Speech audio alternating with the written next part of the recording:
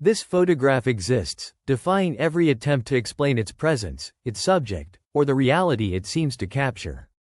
Deep within the unseen archive, where the boundaries of history blur into the truly bizarre, lies a faded silver print, simply labeled, "The Oakhaven Anomaly." It shows a tranquil, almost idyllic scene from the late 1930s. A family picnic by a shimmering lake, children laughing, a grandfather dozing under a tree. But there, in the background, peering from the dense foliage where no human could realistically stand unnoticed, is a figure. Not a man, not an animal, but something else entirely, a tall, gaunt form, its face obscured by deep shadow, its posture unnervingly still, watching. This entity should not be there. No known account, no historical record, no photographic analysis has ever provided a coherent explanation for its inclusion, or for what it might truly be. The Oakhaven Anomaly first surfaced in 1978, tucked inside a dusty family album purchased at a rural estate sale. The album belonged to the Miller family, whose descendants had long since moved away. A local antique dealer, a man named Arthur Finch, bought the lot, mostly interested in the ornate binding of the album itself.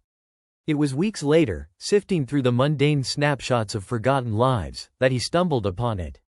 At first, he dismissed it as a trick of light, a smudge, or perhaps a prank. But the more he looked, the more the figure solidified, its outline disturbingly sharp against the otherwise soft focus of the background. Arthur, a man who had seen countless images over decades, felt a prickle of unease that he couldn't shake. He knew, instinctively, that this was different. His initial reaction was typical: find the anomaly, find the explanation. He consulted local photographers, seasoned darkroom veterans who had spent their lives manipulating light and shadow. They examined the print under magnification, scrutinizing the grain, the emulsions, the faint chemical traces. Their collective opinion was unanimous: the photograph was not a composite. There were no visible splice lines, no telltale signs of double exposure that they could detect.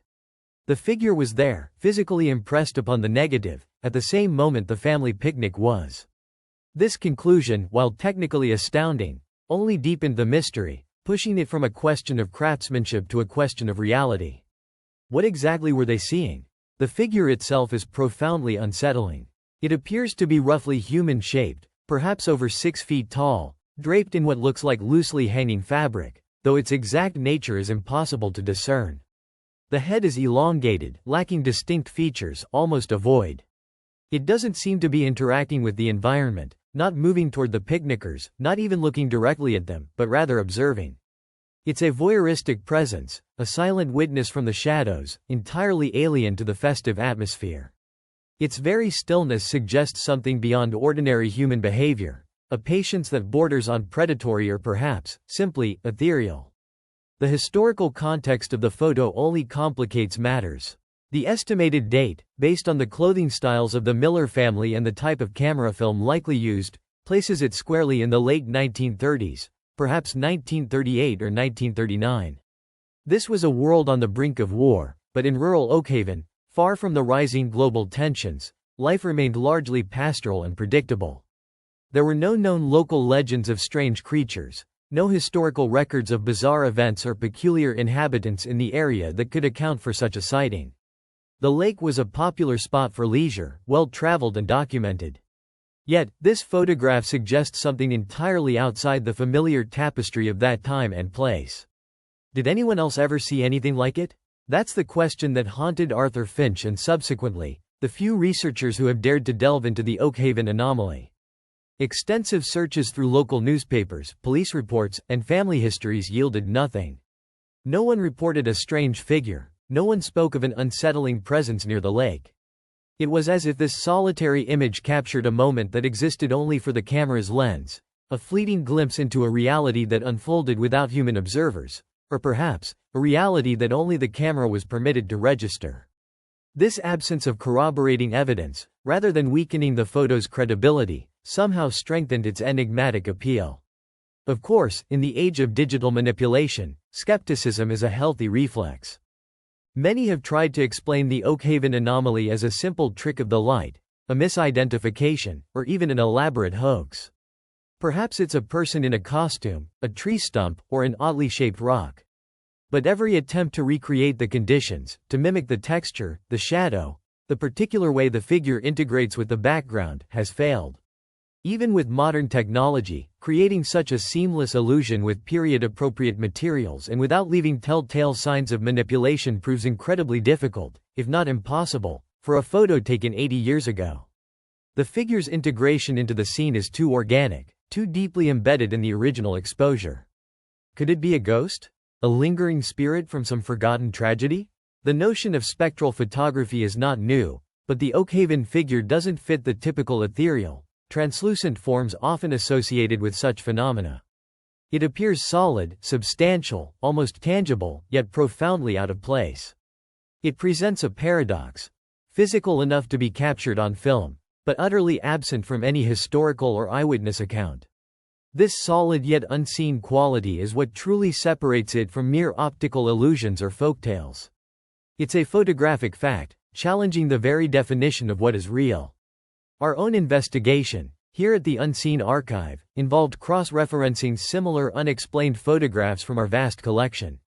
We found examples of figures appearing in photos from various eras, but none possessed the same disturbing clarity and inexplicable integration as the Oakhaven Anomaly. What we discovered was not an answer, but a pattern. These truly inexplicable photographs often occur in otherwise mundane settings, intruding on the ordinary with an extraordinary presence. They are not theatrical or posed. They simply are, leaving behind a silent testament to something utterly alien. Over the decades, theories have evolved from simple trickery to increasingly esoteric propositions. Some suggest it's a temporal anomaly, a momentary bleed-through from another time. Could a traveler from another era have briefly manifested in the lens of that camera, invisible to the human eye, but caught by the silver halide? Others whisper of interdimensional beings, entities that occasionally brush against our reality, leaving faint traces that only specific conditions or instruments can detect. The figure's almost featureless face and strange draping could hint at a form of existence utterly foreign to our biological understanding. The chilling possibility remains that the Oakhaven anomaly is not a glitch, but a deliberate statement. A message, perhaps, or a silent observation from something that chooses to remain hidden, yet sometimes allows itself to be seen by the most unlikely of mediums, a simple box camera at a family picnic.